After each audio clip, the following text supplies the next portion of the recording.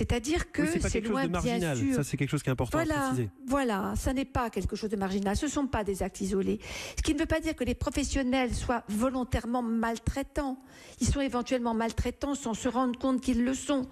Pour autant, pour les femmes, ce sont des actes de maltraitance extrêmement violents et qui peuvent avoir sur elles des conséquences importantes. Prenons le cas d'une jeune fille, par exemple, de 16 ans, qui vient pour la première fois voir un gynécologue pour avoir une contraception. Eh bien, il peut lui arriver qu'on lui demande de se mettre nue, allongée sur la table gynécologique, les jambes écartées et le vagin à portée de vue du gynécologue. Est-ce que vous imaginez ? Et ça arrive de manière très courante. Alors que ce n'est pas nécessaire, c'est ça qu'il faut préciser. Voilà, alors que ça n'est pas nécessaire. Voilà. Est-ce que vous imaginez donc que toutes les femmes qui ont environ une cinquantaine de visites chez le gynéco et chez le gynéco-obstétricien au cours de leur vie vivent ça à chaque fois? Donc ce sont des rendez-vous très spécifiques dont on ne prend pas du tout la mesure. Et la pratique de ces médecins n'est effectivement pas adaptée à cette intimité dévoilée des femmes qui peut être extrêmement choquant. Anne-Marie Qui plus Curat. est, les femmes qui y vont ne sont pas malades.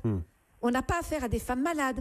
On a affaire à des femmes qui viennent voir le gynéco pour ne pas être enceintes malgré elles. Daniel Bousquet, on va aussi donner la parole à Anne-Marie Curat, qui est donc présidente du Conseil national de l'Ordre des sages-femmes. Les sages-femmes, vous êtes évidemment au quotidien en contact avec ces médecins. Quel est votre ressenti sur ces pratiques? Est-ce que c'est du paternalisme? Est-ce que ça vient de la formation des médecins? Non, mais il y a une évolution. Actuellement, nous sommes à un virage par rapport justement aux actes de soins.